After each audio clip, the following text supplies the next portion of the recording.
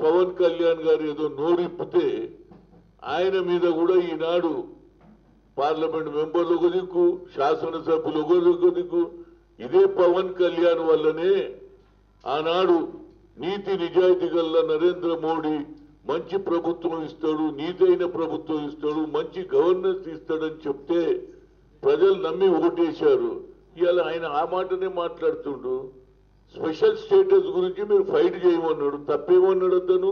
సీమాంధ్ర ప్రాంతానికి సంబంధించి ఆంధ్రప్రదేశ్కి తెలంగాణను మిగులు రాష్ట్రం చేసి రాజధాని ఎలా ఇచ్చి తెలంగాణ ప్రజలను ఎలా సంతోషపెట్టారో అలాగే సీమాంధ్రకి చాలా అన్యాయం జరిగింది. ఆంధ్రప్రదేశ్కి స్పెషల్ స్టేటస్ ఇస్తామని చెప్పి ఆ రోజున యూపీఏ ప్రభుత్వం చెప్పింది.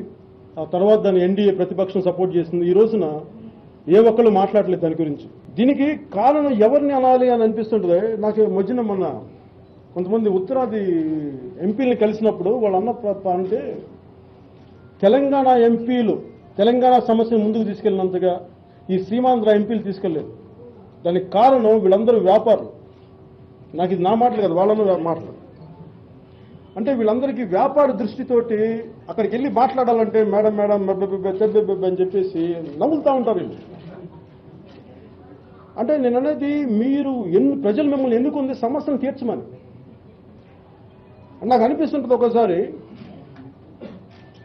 సీమాంధ్ర ఎంపీలకి ఆత్మగౌరవం లేదంటే దాన్ని ఆత్మగౌరవం అనే పదానికి అర్థం తెలుసా? వాళ్ళకి ఎలా ఉంటుందంటే ఈ మధ్యన నన్ను ఈ గొడవలప్పుడు మన దీని గురించి స్పెషల్ స్టేటస్ గురించి గొడవప్పుడు కొంతమంది విద్యార్థులు వచ్చి నన్ను కలిశారు.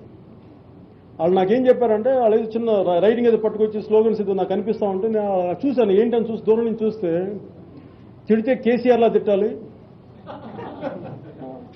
అంటే అది కూడా ఎందుకు వచ్చిందంటే తింటే గారెలు తినాలి, వింటే భారత వినాలిలాగా తిడితే కేసీఆర్లా తిట్టాలి, పడితే పౌరుషం లేని సీమాంధ్ర ఎంపీలా పడాలని అన్నారు. మీరు ఈడ నా మీద కాదు ఆయన మీద కోపం చూపిస్తున్నారు ఏంటి అంటే వీళ్ళది ఎక్కడ కూడా దౌర్జన్య కార్యక్రమం ఉన్నది. దీన్ని మేము ఎక్స్పోజ్ చేయాలి. Perhaps the oldest serving warship today and India's second aircraft carrier in the fleet may live on as a museum